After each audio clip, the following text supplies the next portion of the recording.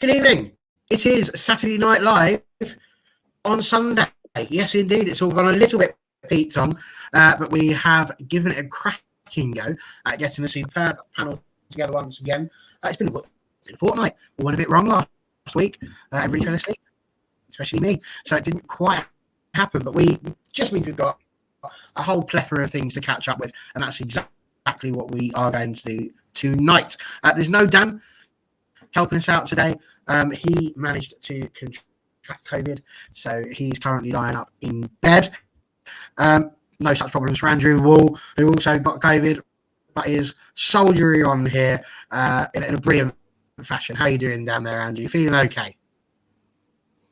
Yeah, all good. So hopefully I'll get over it pretty soon. Excellent, good news. And Stu and John are here with us too. John, you're a month away from America. How are you feeling? I am, and of course I've got to make SNL, haven't I? So, but yeah, it's progressing well. My wife's moving down to Florida this week, so yeah, it's working out well. Thank you. Excellent. And Stu, how are you getting on? Yeah, just the usual, really. Just work and home life, keeping me busy. Trying to stay in touch with the friendlies, but you know they are what they are, aren't they? So looking forward to the season. So yeah, all good. Absolutely that. Well, I've been told that my microphone is causing dramas, so I'm going to get you lot kicked off whilst I go and somehow try and sort out what's gone wrong there. We thought we'd fixed it, but that's technology for you. So the question is really a very simple one. Bruno Fernandez is the new Captain Marvel of Manchester United Football Club. Harry Maguire has been usurped. He's been taken away and he's not even been sold. It's an interesting thing to do. It's a shame I'm starting with this because I really want to hear what's going on. I'll have to catch up because I'm going to nip out. But Stu, we'll kick off with you. Number one, Maguire's taken it like a champ, hasn't he? But number two, it's the right decision, isn't it, to have someone like Bruno leading the line? I'm probably the wrong person to be coming to with regards to captaincies, Barry, because quite frankly, I don't give a damn. And I never did, I don't want to play. And it's never really bothered me one little bit, really. The biggest issue for me is, as an individual, as a player, you shouldn't have to look towards an individual for leadership. You shouldn't have to look towards an individual for a G up. You shouldn't have to look towards an individual to say, hey, you should be standing here rather than here.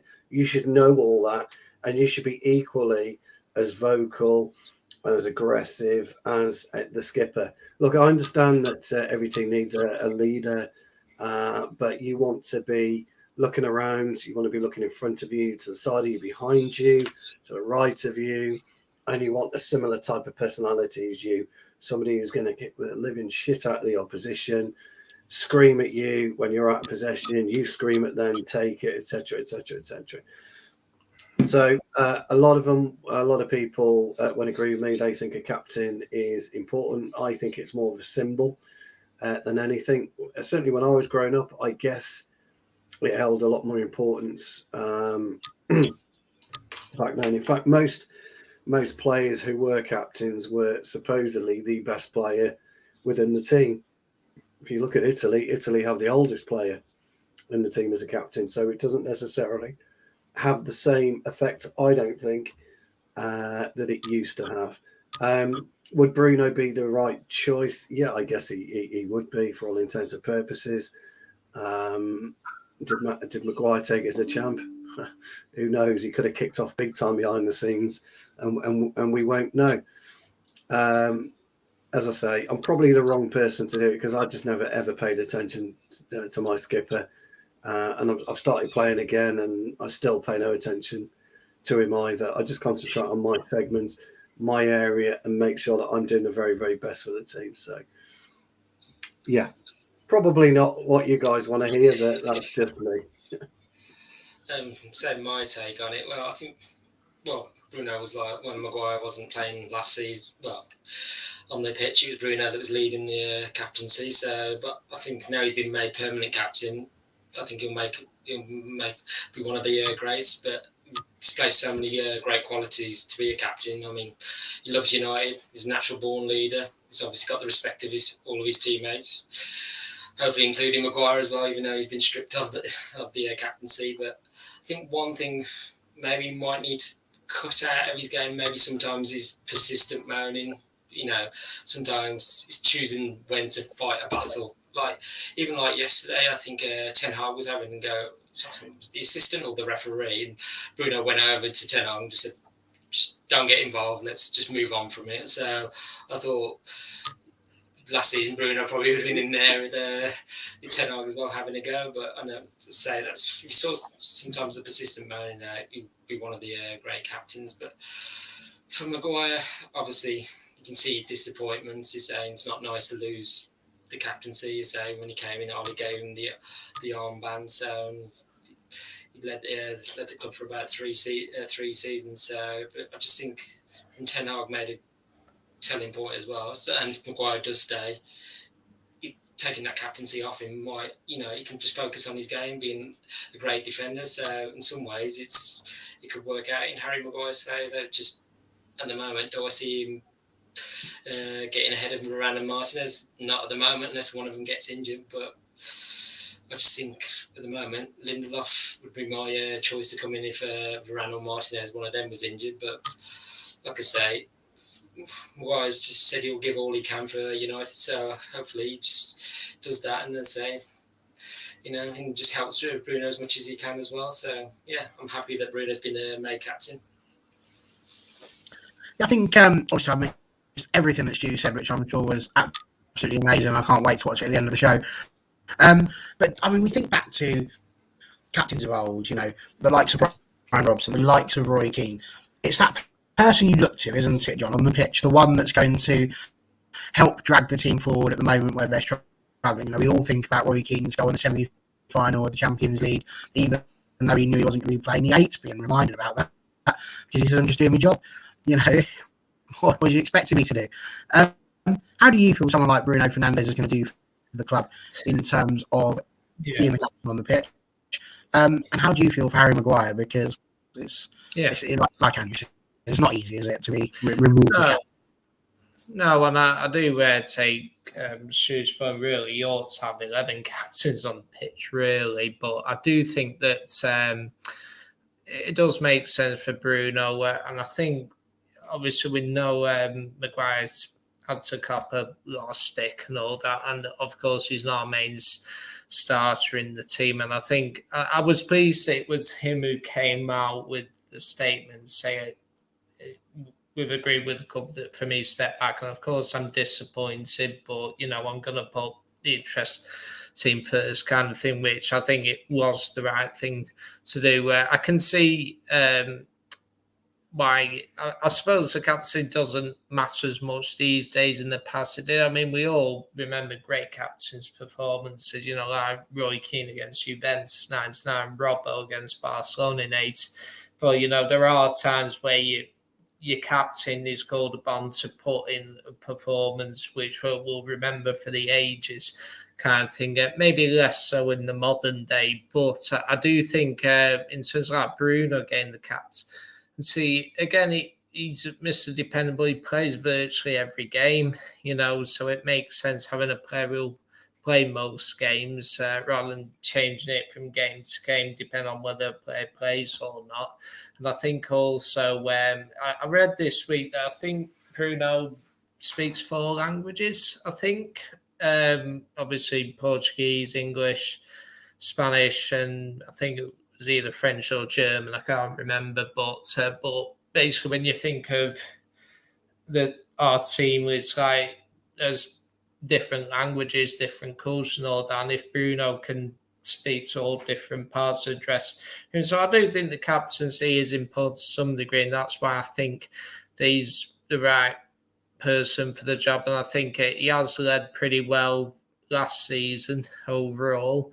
And I do think that hopefully he'll take up to the next level now that he has gained the captaincy. Because the thing with Bruno, he'll always fight. And, we've moaned at him at times for, like moaning a bit too much, that kind of thing. But, we'll he'll try and inspire, try and get the team moving, that kind of thing, even if it goes slightly over the top. So I do think it makes sense for him. And I think for Maguire's sake, that maybe having that responsibility taken away from him will allow him to maybe concentrate a bit more on his own game. But for me, yeah, it's the right decision, I think.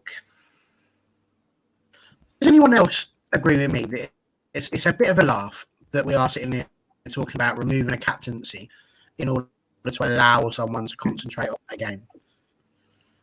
I mean, that's just not a statement I ever thought I'd be sitting there saying in terms of football. I mean, Stu, you mentioned a bit about captains in general and how you were feeling about them, but that is a bit weird, isn't it? That we are saying taking a captaincy away from a player should help them to knuckle down and play football. That's a bit of a madness, really, isn't it? Again, like kind of, although the lads are right in what they're saying, it kind of vindicates my point. Just because you got something here doesn't change the way that you play, or it shouldn't change the way that you play. It should have no bearing on the way you play. It's just an armband. It's a symbolic gesture that you go to the referee, you do the coin toss, you may choose penalty side, you may choose sides, etc., etc., etc. But ultimately, if this dictates the way that you play, then you've really got to look at yourself as an individual. And this is my whole point about being a professional footballer. It's your responsibility to be the very, very best you can be. People have always gone on about coaching, etc., etc., etc. And I keep coming back to it. You get coached at an early age in football. The rest of it is common sense. And it is. 10% of it is what you do with your feet.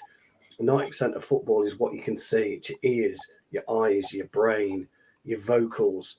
And whether or not you're wearing a piece of fabric on your arm that happens to say captain, I mean, for fuck's sake, it's got captain written over it, or it's got a big C. I mean, for God, we're not 12 anymore. You don't. I've got to be careful. If you see that big C, you might think it's a congestion charge if we come around London.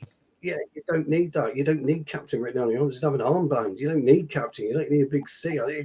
For me, I don't know. We're not 12. These are professional footballers playing at the highest level. Look, the lads are absolutely right about Bruno's attributes. They're 100% right about his attributes and what he can bring to a team. And John, again, he's perfectly right in what he says about Roy Keane having a captain's performance, Brian Robson a captain's performance. And John will know my viewpoint on this, but I'm on that pitch. He's just not a fucking player to me. All he's done is gone and score a goal. That's it. I'll shake your hand and you move on, because that's how it has to be. You have to be so single-minded, so ruthless when you're playing football as an individual and as a collective. And so going back to what you were saying, if that bothers you, or any kind of armband bothers you, then go and do something else, because you shouldn't be crossing that. Don't laugh at me, John. Once you cross the white line thing, because once you cross that white line, that's it. Nothing else matters. Half the time, right, you're not listening to the gaffer either, because you're too busy concentrating on what you're doing. You're listening to the people in your immediate area, your immediate circle, and you're trying to help them get into the right position. If Anthony's 10 yards further up than Wan-Bissaka got to be drilling it. He shouldn't need the skipper telling him to move 10 yards down. He shouldn't need the gaffer telling him to move 10 yards down. It's Wan-Bissaka's responsibility to get him back. And, and as I say, a lot of people disagree with me. Got no problem with that. I really haven't. Football's all about opinions. But it comes back to what I'm saying. If you can't lead yourself as an individual, you'll never lead a group. You just really won't. And I think that's the issue. So, you've got to have a skipper, fellas. You have to have one. Out of us four now, it would make no difference, because of all our personalities, who was skipper. Wouldn't make a blind bit of difference, because Barry, John, Andrew, I'm going to be on you 90 minutes, and vice versa. You're going to be on at me 90 minutes. So it's an irrelevance.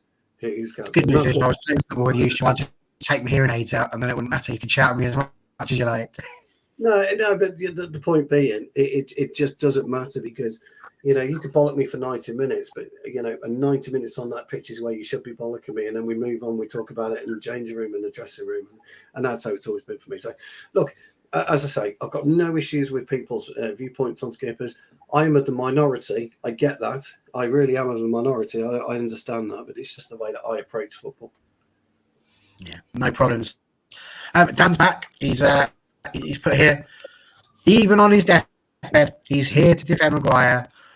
But again, I will say Andrew's got COVID as well, and bless him, he's managed to keep himself going. So I know deathbed's quite the right word, but here we go. The only captain to take this team to back-to-back Champions League finishes via league position since Fergie retired. Although he does agree with you, Stu, you need a team for the captains, not just one with the armband, which is absolutely true. You do need that.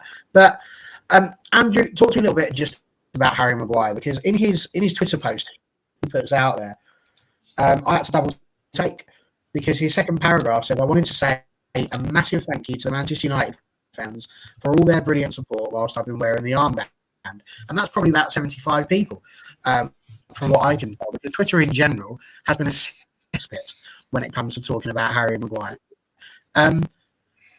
How is it that this man has remained as brilliantly spoken, as calm, as professional and dignified as he has managed to do on social media with all of that going? Because he could have quite easily done that without thanking the fans, but he still did, because he wanted to acknowledge the ones like Dan who have stood up for him and not allowed the ridiculousness, I suppose, to get in there. So what's your thoughts on how Harry's managed to handle the news? Because as we said, it's not nice to have it taken off you.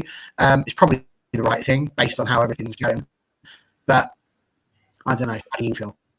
I think in the long run for him, he probably, it's not nice. Is when he had that meeting with Ten Hag and hearing the news of, still want you to play for this club, but unfortunately I'm taking you the captaincy off you. So it's not nice. But Ten Hag will have given him the reasons why he feels like he should take it off him and what he wants him to do going forward. So, like I say, good that he put it. I think he put that post out before even United announced it officially as well. So I don't know whether was that slightly involved. He gets it out first for himself. I don't know, but like I say, he thanked us because, like I say, when he first came, we embraced him. We was like, well, we would have had him a year before, but I think with the board when Mourinho was in charge, the board turned him down, and then we went and spent another 5 or 10 million on getting him. So we could have had him for less, but I don't know whether that price tag of what we spent 80 million was it a bit too much we spent on him. So he's always labelled with the 80 million price tag. So there was always the expectation he was he's going to hit the ground running. Do you know something about that, Andrew? You're absolutely right about that. But fans have got to get over that. Fans have got to get over price tags, because when you look at what's happening at the minute, with Declan Rice being 105 mil, Tonali, he didn't do much last night either. So. Exactly, Tonali was 65 mil.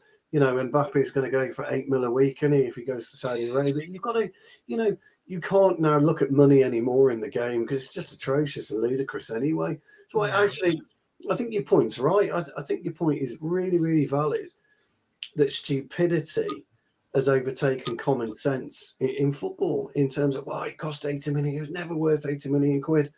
Well, let's be honest, no player's worth 8 million quid. Of course they're not. Of course they're not. There isn't a footballer on the planet that's worth 20 million quid. It's just bollocks. But it's a shame that Andrew has to make that point, because he's right.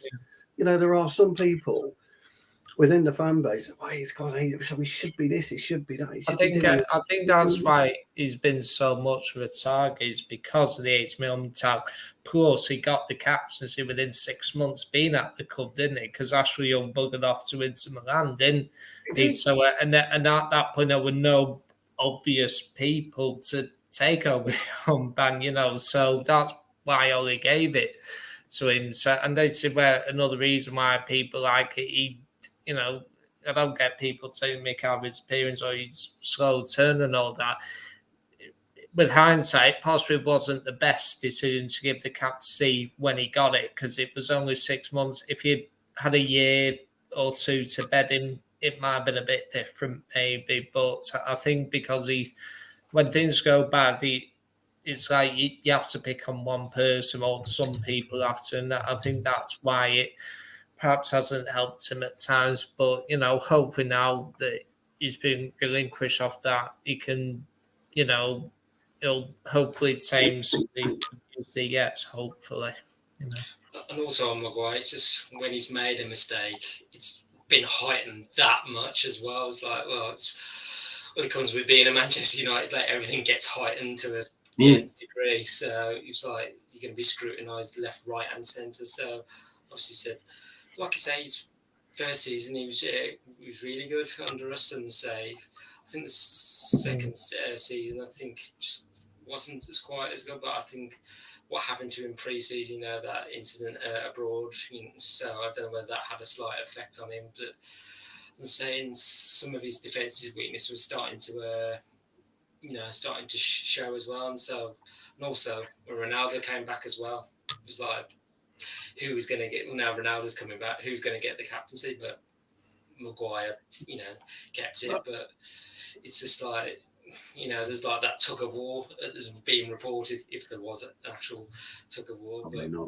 Probably not. But then when Ten Hag came in, he didn't want to ruffle too many feathers, so he just kept with Maguire. He wanted to say the season just gone, Ten Hag has got us to where he has, but he's also been assessing the whole squad throughout last season.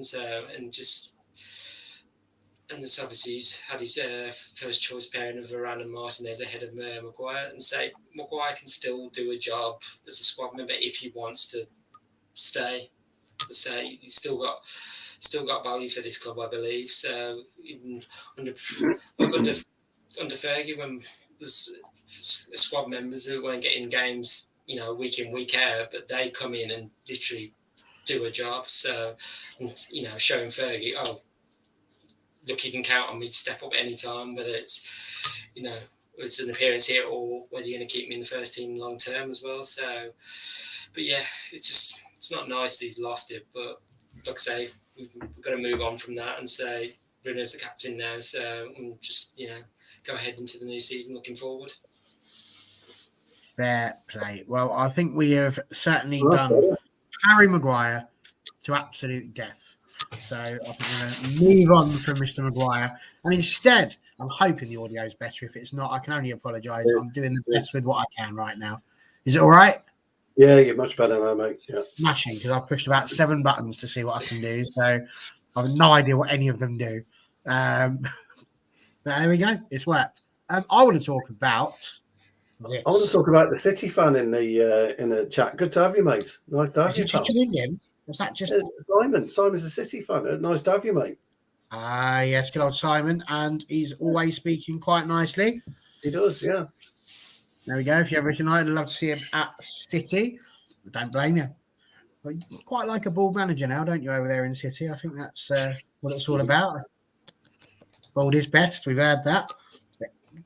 Correct. So there we go.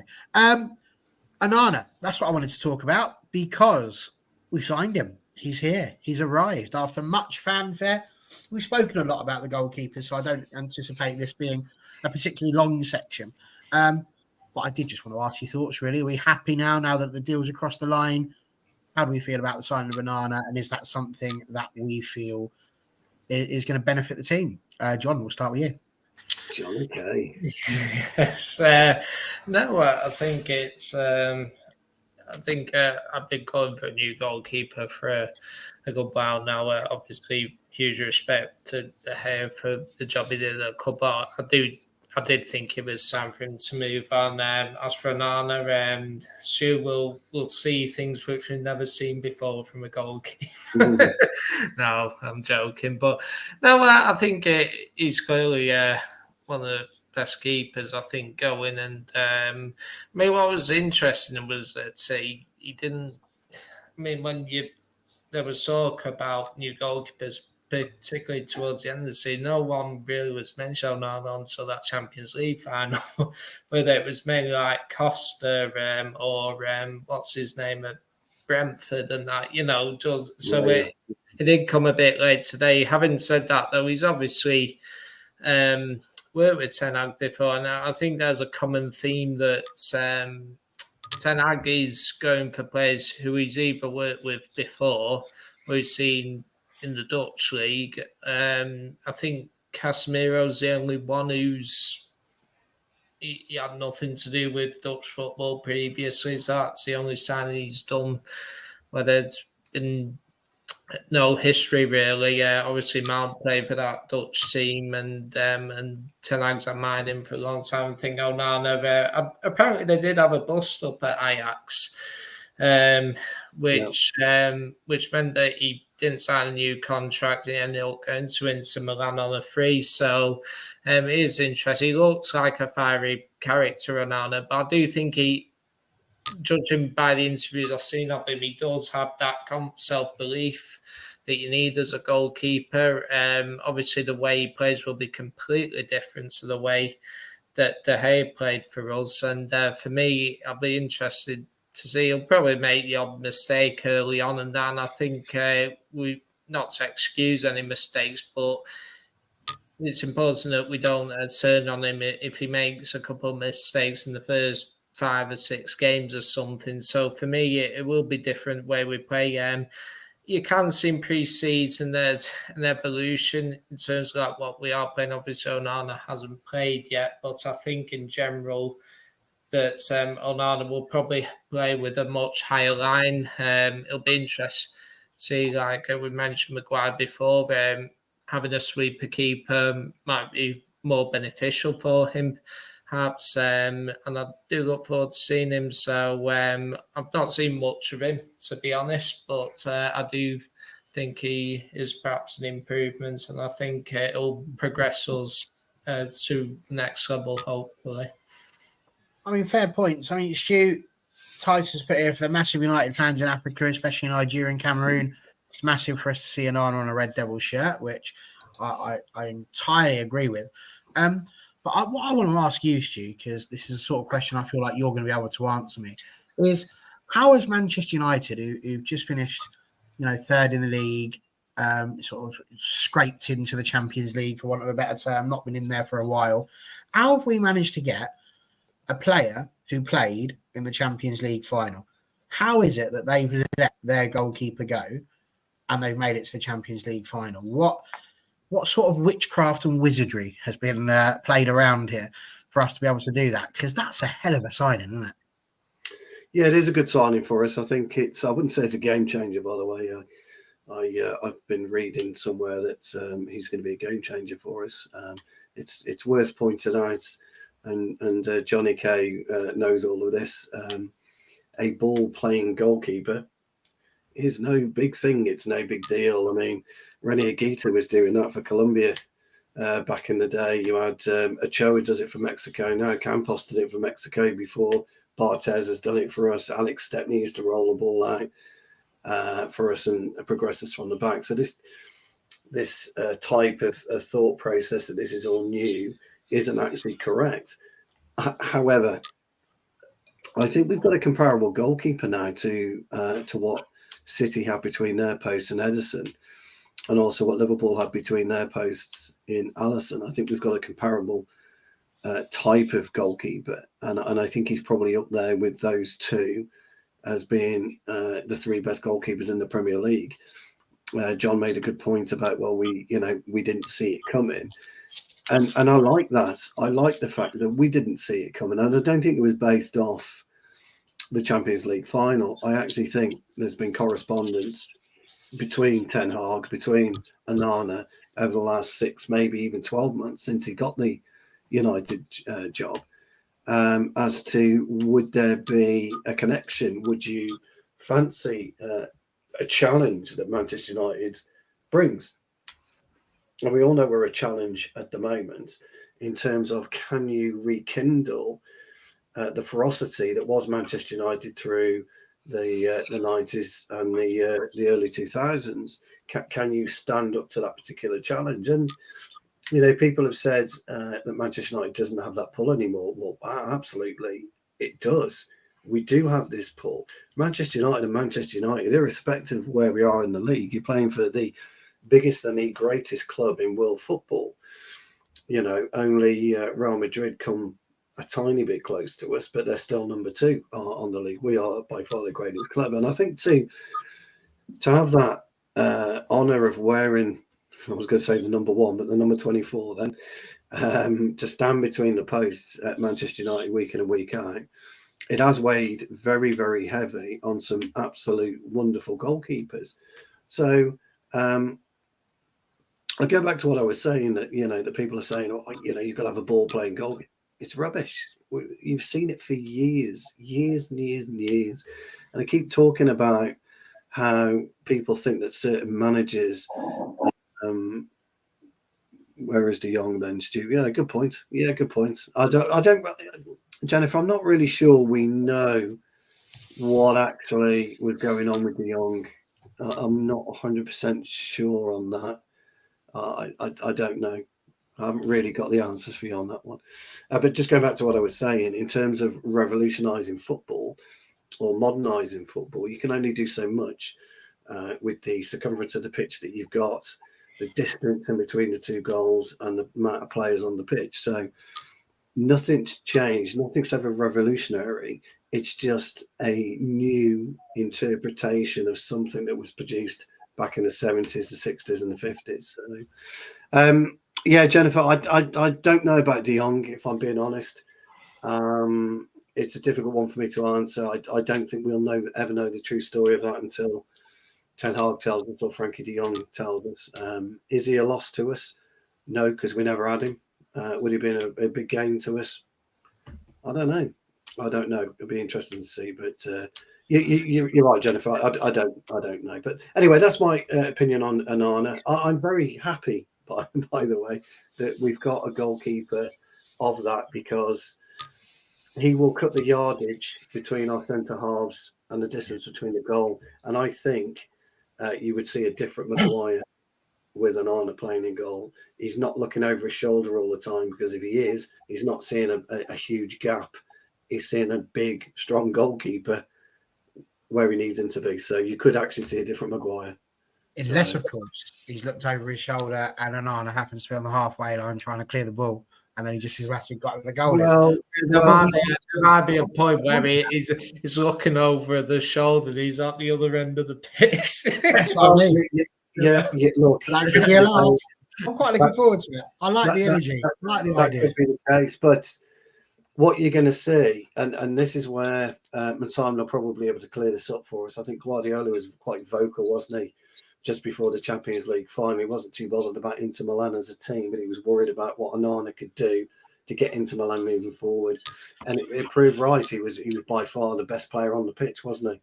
I think also we made the point, so like how football hasn't really changed on, Simon. Yeah, I wasn't being facetious when saying it hasn't, has it? This goes back to Matt Busby's there. We mentioned this on the show a few weeks when Simon being City fan. Matt Busby played for City during his career, and who was the goalkeeper that he played with? It was Frank Swift, and that, and Frank Swift was known as he could catch with one hand and set on the attack. He was considered one of England's best ever goalkeepers, and of course he died in Munich, much like your hero Munich, Harry Gregg. The reason we signed him was because he could do much the same. So it's like you do need a keeper that's commanding, but can also be set you on the side, like Schmeichel with his brilliant bowl out and all that. We had that, but that was Pat Jennings. Pat Jennings did that before Schmeichel came. Yeah. Pat Jennings catch the ball with one hand, wouldn't he? Oh, what am I going to do with that? From the brilliant Tottenham side of 50, am I going to say 58? Jennings, no, he was around. Well, he scored that goal against Stepney at Old Trafford, didn't he? So that was 67. 67. I think 60s, 70s. So that was 70s. But he started early doors. I think it was pre-60s at Tottenham. You might have to tell me on that, because I can't remember how old he was when he played there. But I mean, he had hands like anything. And Simon's right, Bert Trautmann, another legend, broke his neck, didn't he? I'm always jealous of people like Pat Jennings who can catch a ball in one hand. Our goalkeeping coach picks him up in one hand. And unfortunately, I've got the hands of a 10-year-old. So Pat Jennings he started Watford 63, and 63. And they finished for Arsenal in 85. So, gosh, he went from Tottenham to Arsenal. Yeah, he did. Yeah, Who he would did. do Yeah. such a thing? But wasn't it Tottenham prior to? Wasn't it Tottenham prior Yeah, to what? he was at Tottenham for 13 years, so that was because, of course, he says he didn't get any goals, but he got that one in the Charity Shield. He did, yeah. So, yeah, Well, yeah. I'm going to draw Andrew into the conversation slightly here, and I want you to again. We're going to go at Jennifer here. She said when we asked initially about the Onana transfer, not happy because she feels for Heaton and Henderson. How do you feel for any of the other goalkeepers that we've had, whether it be De Gea, Heaton, Henderson, any of the people who we still have that keep goal? I mean, Onana is surely, I think we can all agree, better than these. If we were playing FIFA, he's going to have the higher rating of the four. That's for sure. You would have thought, but genuinely, do you, in the nicest way, do you care about Heaton and Henderson, or are you just pleased that we've signed someone like Onana? Just on Heaton and Henderson, I'd probably care a bit more about Heaton. It was probably a bit telling last night from the lineup. He chose Heaton instead of Henderson, so it's pretty much saying Henderson, you have no future here. So I just thought it was a bit interesting tactic from Ten Hag on that one. As I say, with Onana, it's like he was the number one choice, as he said in that press release. John Murter said, "Yeah, we went out and got the Ten Hag's choice." So I know with Onana in the past, style of play has been a bit of concern, but when he went to Ajax, it was Van der Sar that saw something special in him, and say from what I read, some of the scouts at Ajax didn't want him there, but it was Van der Sar because of all his tricks and antics. But it was Van der Sar. When we get this boy, he's going to be brilliant, and he had huge success at Ajax with league titles, reached the semi-finals of the Champions League and obviously Europa League final as well. But as I say, he's a different type of goalkeeper to De Gea. Like you say, he can be a sweeper keeper, full-back in the midfield, but obviously keep him where he's best in the goal. But like I say, some of the antics, some fans might say, it's a bit out there, but he has some logic behind what he does. So as Stu mentions, Guardiola was wary of what his strengths were in the Champions League final. He said it's hard to press a goalkeeper properly like that. Whereas when De Gea was in goal, City knew what they could do against us. De Gea was almost the opposite of press resistance. His confidence on the balls, he was just lacking. And, you think back to Brentford last season, 4-0, De Gea just looked all over the shop. So, and that's when he did get slightly better, but that was the help of, Martinez at centre-backs. But, with De Gea, it was like old habits die hard, and, his shortcomings on the ball, were holding the team back. And, even in the FA Cup final, I think that made Ten Hag's decision for him as well. It's just his distribution and shot stopping were, dubious. And Ortega for City was showing exactly what United were missing there. So, and also, I think you mentioned, Stu, like emulating Edison and Alisson in the Premier League as well. Those two goalkeepers have made mistakes as well and taken risks, but the managers have always backed them because they know what they can do and in the game as well. So it's just, and also, I just think we've got a good goalkeeper coming in. So, and also him taking a number 24 shirt. I'm hoping United now, when they announce the lineup, they don't do it in numerical order because Onana will be right near the bottom. So they're going to have to go in, positions. I'm like, announce the goalkeeper first, then the defence, midfield and forwards.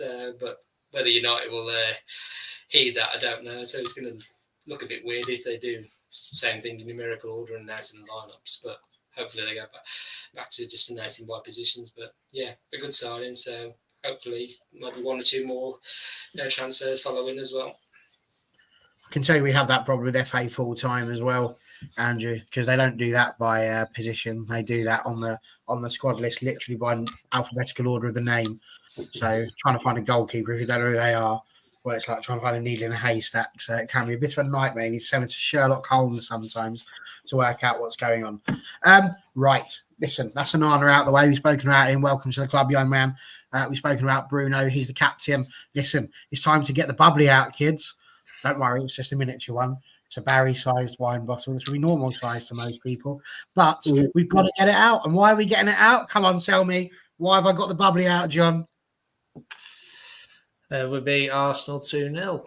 We beat Arsenal 2-0, which I think these are rubbish. They're not proper corks, by the way. They're just literally a screw top. But we did manage to beat Arsenal 2-0. I thought Arsenal were going to be like champions of the world. And when I was sat having a look on the iPad at the team that was being played against us, I'm not going to lie, I was a little bit worried. We had Tom Heaton in goal, no real recognised striker starting the game, anything like that. Meanwhile, they had people like Aaron Ramsdale, Declan Rice, their new signing, Havertz was playing, Saka was playing, Odegaard was playing, Tommy Yasu was playing. Like, it was almost like they were playing a Premier League game. I think all the Arsenal fans felt they were going to absolutely wallop us. And did they? Oh, no, sir. They ended up walloping themselves in the stand. They did. Well, they did. They really did go for it. I mean, Simon puts here, do you feel they both went 100%? I mean, I don't think we put out a side that was the top that we could have. Obviously, Marcus Rashford, like I say, wasn't in there, and Onana wasn't in goal for obvious reasons. So whilst I sit here and toast our success, John, why don't you tell us how you felt about this? Right, it's pre-season friendly. How excited am I getting? But still, it's Arsenal. Yeah. We beat them 2-0. How are you feeling about that, John? It's a cracking match. Yeah, so ultimately it is a pre-season game, so you can't unfortunately get carried away twice, but you can say we beat them twice though, because we won the shit as well, didn't we? But no, I was for a pre-season game. I quite enjoyed watching the game. I think it was a quite good game to watch, considering it was pre-season. Yeah, it did have a bit of a competitive edge at times. There were a few challenges where you're like, oh, that's interesting that you don't see that often in a friendly. But no, what I was impressed by is some of the intricate play that was happening. I can begin to see a kind of evolution in our style, and that obviously it's early days, and most of our players have it's their first pre-season game, and that. But I think it was nice seeing like some of the intricate plays and all that. We did keep the ball well. The first goal came from Heaton playing the ball long and set up an attack, and that obviously led to Bruno scoring. So for me, it was impressive that we did create a few chances, and that on the other day we might have had a couple more maybe, but I think it was good that obviously Bruno getting captaincy, getting the goal, and Sancho took his goal really well. Fairness to him, I do think it's important that a few of our players like Sancho do have a good pre-season, just because obviously there's question marks over the future. So I think it's important if you get a bit of confidence in pre-season, you can take that into the actual season. I think Sancho, he found an extra yard. I thought yesterday he did look. When you look at his goal, like the way he sped away from the defender, I was like, you've not seen Sancho run that quickly at times. So I thought, oh, he does have pace. Actually. But then also, John, that goal, sorry to interrupt, but it came from the right. And that's something that I know Stu's been both goals came from the right. On the right, and he performs better. Yeah, so exactly in that. Well, both goals came from the right, didn't they? Because Eaton moves it long to the far side. So I do think it was encouraging some of the passages. But obviously, it's only pre-season moment. But what I did like to see is some of the partnerships where we passed the ball around, particularly in the first half. I thought, I quite like see that. So I think you can begin to see the signs of evolution a bit. And obviously when Onana starts playing a few games, that will obviously improve. The one big question mark is that we've been saying this for ages, we need to get a striker in. I think that's the big thing that we're missing, and that maybe if we had a striker, we might have scored one or more yesterday. But in terms of like the overall play and that, I think we're not that far away. We just need a striker up front to get the goals. I don't think we'll be that far off, to be honest. Stu, you and I are in many ways cut from the same cloth. We've got big fans of traditional football. We're not interested in halftime light shows. We don't want to see No. Rihanna singing the songs at halftime or any other singer for that point of view. But I don't know if I didn't manage to see the game. I was driving home from Kent at the time, so wasn't able to watch it. So imagine my surprise when I got home and saw that we'd won 2-0, but then we'd also won 5-4 on penalties. I thought Sky Sports had taken drugs. I thought they'd gone wrong. Something had gone terribly wrong at Sky Sports, but apparently there was a penalty shootout, what was titled an exhibition penalty shootout. Yes. What in the bleeding hell is that? I don't know. Ten Hag came out and said apparently there's agreed beforehand between the two clubs. I just think it's American razzmatazz, isn't it? And they like that stuff over there. Hammer's in the chat. He'll be able to tell us a bit more because he was at the game. But it's kind of that's what they do in America. But let's touch on the game because the lads are right. Simon's right. It was pre-season. I think we played at about 70%. To be honest, I don't think Arsenal particularly played any better or any worse. We subdued them. We took the likes of Erdegaard out of the game. We took the likes of Havertz out of the game. We took the likes of Saka out of the game. And it was all done by and John, correct me if I'm wrong, 18-year-old Kobe Mainoo, who I thought he was superb. He was absolutely outstanding. Now, let's be careful. Let's not overhype the kid. But I've seen him a couple of times just recently, and he's got something about him.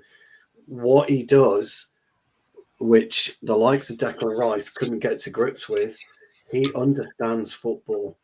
Okay, and I said it at the very, very beginning, football's 10% your feet, the rest is your brain. He has a very, very intelligent brain, but he has an intelligent brain, Barry, with common sense attached to it. And you don't find that often in footballers.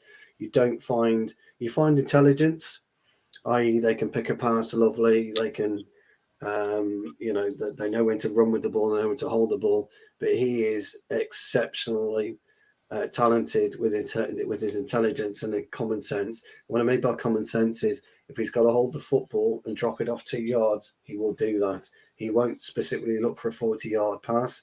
He'd never panic. I didn't think he panicked in possession at all last night. Andrew, you might be able to correct me on that, but I thought he made Declan Rice look like an amateur, and that's for me, as you all know, is big praise, because I don't put praise on young players like that. There's something about this guy.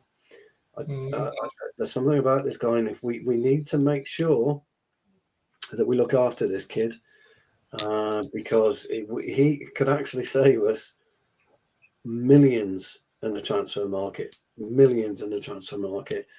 He's got the ability to play a Casemiro type role. He's got the ability to play an Eriksen/Mount type role, and I think he within time he would have the ability to adapt and evolve to be able to play a Bruno type role. He is exceptionally, Dave is right. Dave 147 is right. He's exceptionally smart for a young child, for a young kid playing in that type of football. I'd like to see him on Wednesday do another 45 minutes against Wrexham. But I wouldn't start him. I'd like to bring it. I think he should play the second half. And why I think he should do that is he obviously started last night. Let's see what he does when a game's 50% into his existence. Let's see how he can come in and make a difference. See if we can do that. It's all a great learning curve for him to be able to come on and make a difference, because some players can't make a difference. So look, absolutely, that was my take from it. I take on John's point. I thought Sancho looked sharp. I thought he did. Oh, Bruno's goal was good, but crikey, I'd be kicking Ramsdale off the pitch for that, really, if I'm being honest, because that was just woeful. I thought Tom Heaton made a couple of good saves. He made that double save, didn't he, off of, is it Martinelli? Yeah. He made that double save. But Arsenal, it doesn't necessarily matter how Arsenal played last night. They have got some wonderful, talented footballers, and they're going to be a very, very different outfit again this season. But the second half was a bit of a non-event, I thought. I don't know about you guys. I didn't think there was any anything to really look at. I thought it was a non-event, but for me, yeah, by far the star of the show was young Mano, Kobe Mano. There's something about that guy. It was lovely to watch. So I take on board what everybody says about Mano in the comments. I thought he, for me, was the outstanding part. I would imagine the Mano man. You what? Sorry, He was the Mano man. The Mano man. I would imagine we'll see probably Onana Wednesday. I would imagine he'll play against Wrexham or some. Well, we got Real Madrid 24 hours after as well. Have we got Madrid 24 hours after? Have we? Yeah, I think Wrexham games will be on Wednesday, and Real Madrid for the main players. Oh, is it? Sorry, I wasn't quite sure about that. But either way, I would do 50-50. You're still in pre-season, so it doesn't necessarily matter. Yeah. You know, you want to get Onana. He could play 2 games, Onana, in 24 hours. No big deal. He needs to kind of acclimatise to United. So, I thought Brandon Williams had a decent cameo. I didn't think Maguire played too badly at all. Well, if I'm being honest, Yeah, I think the second half was always going to drop off a bit, wasn't it? Because that's where you make all the changes, and so there's lots of stops. That's right. It's hard to stop in there.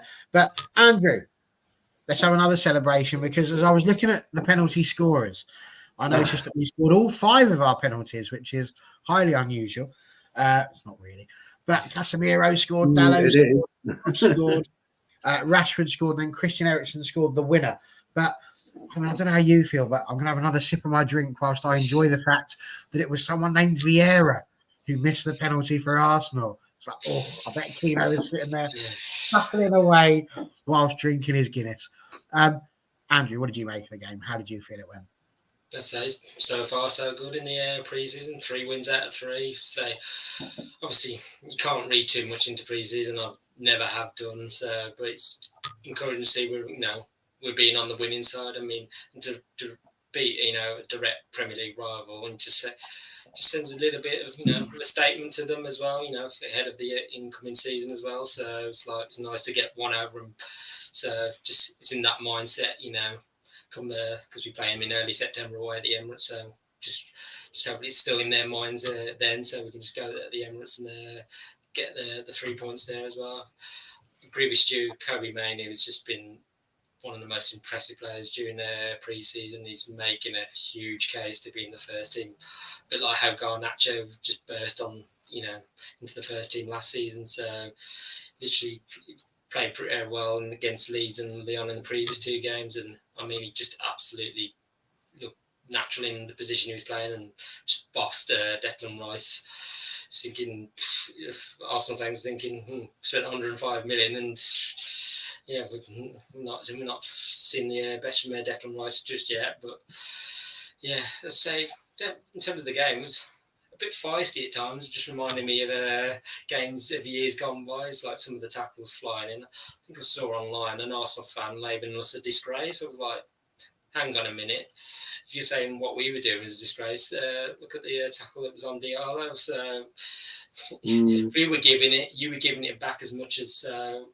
Say you can't have it. You can't say we were just a disgrace. They had to look at themselves. But yeah, and Sancho seems to be, firing on all cylinders at the moment. Looks leaner, doesn't he? Looks leaner. Looks quicker. I don't know whether it's almost like the way he started. It's almost like his career on United is depending on it. I don't know. He's just he was always pressing them. A few times when he lost the ball, he was just literally pressing to get the ball back, and so he just came out the blocks quickly, and his goal was well taken. He literally ran onto the mistake by the Arsenal defender, Gabriel, wasn't it? Yeah, and I just thought, the second touch, because I thought, the defender's going to get back, but literally he could have squared it to Garnacho, who was just catching up, but he took it. This shot was well taken. I just think this Sancho is just because what position is he best in? 'Cause at the moment, you say on the right, but then Anthony's, probably more the first choice on the right. False 9, Sancho's played him, but if we get an out-and-out striker, then that rules Sancho and, being in the side as well. So it's going to be pretty tough for Sancho, I think unless Ten Hag reverts to like a diamond formation, then Sancho can then fit in. But start of the season against Wolves, do I see him being in the first team? It all depends if a new striker's in by then. So he might deploy Sancho as the false nine. I don't know, but he's like I say, he's helping his case so much with the way he's started pre-season as well. So how long it continues. So he's not had. His career, it's been a bit up and down. So I'm just hoping it's just on the upward curve now as well. And also, I've got to say about Tom Heaton as well. So as I said earlier, it's just like left Dean Henderson on the bench. So it's like telling him one thing, and guys see his future, but he only put a foot wrong against Arsenal, so played the full 90 minutes. But say Henderson goes, he'll be a good backup to Onana as well when we say if Heaton plays in like the League Cup games, giving Onana a rest as well. So, and with Bruno leading by example as well, so with the goal as well, just Ramsdale probably any goalkeeper probably should have done better. I think should have dealt with that, shouldn't the commentary on the TV commentary, they just said, it's almost like he pushed it into the goal rather than pushing it away from the goal. It was a bit similar to that Sancho goal against Leeds, wasn't it? Bizarre. It's bizarre. I mean, I don't know what he was doing because the ball didn't really bounce in front of him, and it was a decent strike by Bruno. To be fair, he hit it well, but he almost went to try and scoop it away, and I think it's interesting where you're looking at Arsenal in terms of like where they need to improve to go to the next level. And I know you've on the show the other night when you're on the channel, and I think one thing you got to bear in mind with Arsenal, they did concede a lot of goals last season, particularly at home. And it's kind of like, they were winning a lot of games that run, but a lot of them were like 3-2 and all that. They lost to City badly twice, 4-1 and 3-1, and they drew 3-3 against Southampton, 3-0 home to Brighton. They did concede a fair few goals, and this is where I think Ramsdale, where he comes across as a bit of a Joe in many ways, in terms of like he likes to shout and all that, but sometimes he'll a goal in which he should save kind of thing. And so it's kind of like, does it get to his head a bit too much, I think, times. I think that's possibly as much. I think Ramsdale is a good keeper, but I think at times he's perhaps not as good as what people make him out to be. And I think he needs to find that balance. I think that might be I think it was Jennifer mentioned Henderson. I think that might be a bit of a problem with him as well, possibly as well. So, but you just got to try and iron these things out, I think. You got to have confidence, keeper, but you can't be overconfident. I mean, the thing with Arsenal as well, John, is they made some astute signings. We all know Declan Rice will come good, and we know that Jurrien Timber is as good as there is out there at the moment. And, people can look at Havertz. I think he'll come good for Arsenal. I think a different type of environment for him is what's needed. But look, the good thing about it for us is we didn't have to really get out of second gear yesterday, and that was good for us. So it was a good workout. So we'll see how we get on Wednesday and Thursday. I didn't realise we were playing Madrid straight after. I think the interesting thing with Arsenal, they have made some astute signs, but I'm just thinking because where they were compared to where they want to go, like Ramsdale might be one of them. Like you mentioned before about, like Liverpool have Alisson, City got Edison, we got Onana, we got key comparable to them now. I'm not sure Ramsdale is that level. No, he's not. And that's why I think maybe it's like, as part of the transition, they also have done well to a point, haven't they? Yes. And he's helped with that. But is he possibly one to take them to the next level? I'm not sure he is, but we'll have to wait and see. That's their issue, not mine. I was quite interested to hear the Arsenal fans bemoaning the lack of Xhaka no more, suggesting that because Xhaka wasn't there, we decided to kick them off the park. It'll be interesting to see what happens with Partey, I think. Yeah, he wasn't playing, was he, last night? No, he came on as a sub. Apparently, he's big Yeah. with the move to Saudi, so I don't know. Yeah, no, but I was almost expecting more from Arsenal last night because the first half was pretty much the first team he's playing. I thought he's going to start in the Premier League with, and I think there was a exchange on MUTV about Havertz coming off, and I think Ben Thornley said, "Oh yeah, they're taking him off because he's rubbish." I was like, He did. Yeah, he did. I thought a bit of honesty there. He was impressive yesterday. He didn't do too well in the opening game, did he? I don't think in MLS All Stars was it? He scored. Oh, did he? Right, sorry. He scored a good goal. Really took it well on his chest and level. Fair enough. Thornley was having a bit of a mad one last night. Wasn't he describing pizza at one point or something stupid like that, or baking a cake? Oh, I can't remember. I don't know. I think I'd had a few beers last night, so I was just I was half asleep while watching the game. I think he's been very opinionated last night was Ben Thornley, but just good to see Dennis Irwin there, though. Good to see some, royalty. Wesley Brown as well. Yeah, absolutely. Well, I was talking about Dennis Irwin as royalty because he will probably go down as my favourite ever fullback. He's just phenomenal. Phenomenal fullback. He was definitely a legend, was our Dennis. So for those interested, in terms of the Simon, Barry, the United Wrexham game, the United Wrexham game on the Wednesday is in California, whereas the game against Real Madrid is in Texas. They will struggle a little bit with their 24 hours. I thought I'd check on that, but it does happen again later on in the season. Because we played Dortmund, obviously that's in Las Vegas. But then on the 5th and 6th of August, we play Lons at Old Trafford on the 5th. And on the 6th, we are at the Aviva Stadium in Dublin. So it really is Man United on tour at the moment. So I can imagine they'll loaded us with. Talking of tour, how did City get on against Yokohama? They were 2-0 down, weren't they? Did they? Yeah. That's something I can check for you. And whilst I'm checking that, I have one final question to end today's show. We shouldn't take too long. The question is simply this. Based on the fact we've made a couple of signings, we've got Mount, we've got Onana now, is there anybody or any position that you feel we still need to fill? Stu? Two strikers. We need two.